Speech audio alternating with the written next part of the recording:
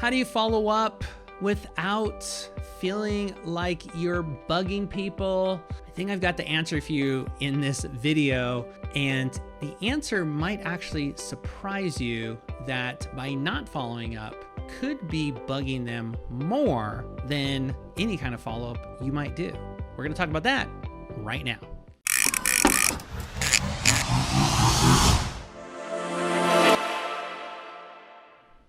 All right, so if you've ever spent money on something, purchased or done business with, a company, a person, whatever it may be, and especially if it's something expensive like a car or a house or anything like that, as days go by and weeks go by and months go by, if you never hear from that person, doesn't that, or that company, should I say, either way, doesn't you kind of get bugged by that? Like, hey, I bought this thing, nobody's contacted me, I have questions, or maybe I don't have questions. I just want to feel like someone actually cares about us doing business. Well, that is what precisely is going through most consumers' minds once they've made a purchase. If they bought a house with you, if they've bought a car with a dealership, a salesperson, any of these things, they want to know that that transaction mattered.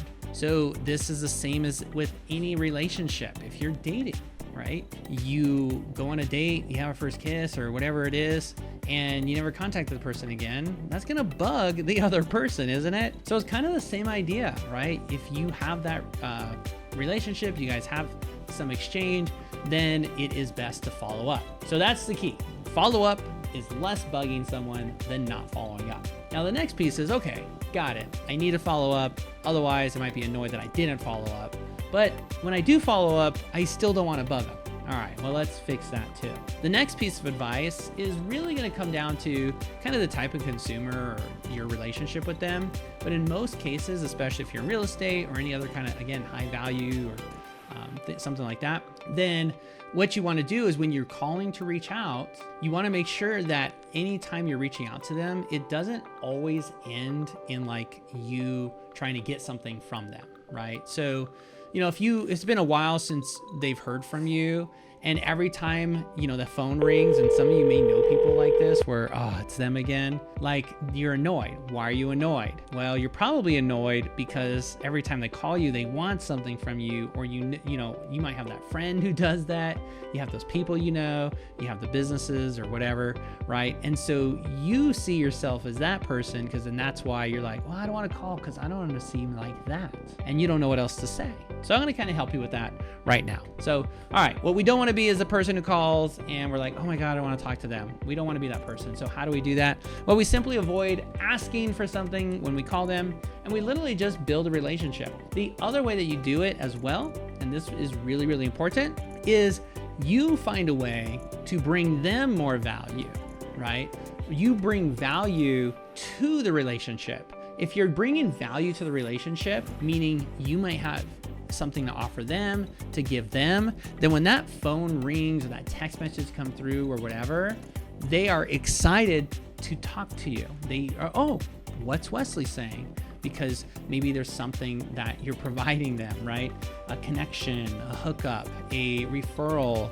If you are doing this really well and you get to really know your database and the people in there, maybe one of your clients is a plumber or something, and you're talking to Sue in another separate conversation, and she happens to need a plumber for some repipe or something.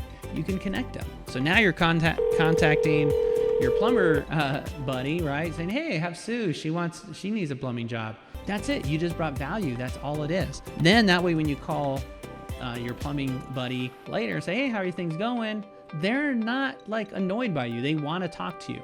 That's just one example. And then occasionally you can mix in something where maybe you're asking for a favor. Hey, can I ask you a favor to get a review? Or hey, can I ask you a favor for this or that? So I actually have a guide where we teach our members, right, something called the Conversation Maximizer. This is basically just kind of a guide to kind of give you the guidelines in keeping in touch with people so that they aren't annoyed. So you're going to see, number 2 here is you're spending most of your time connecting and rekindling that relationship, especially if you haven't talked for a while. When the call ends, they should not feel like you just called to get something. And then find a way to provide value without any expectations in return. So as you can see, if you follow those guidelines, the business is going to come to you.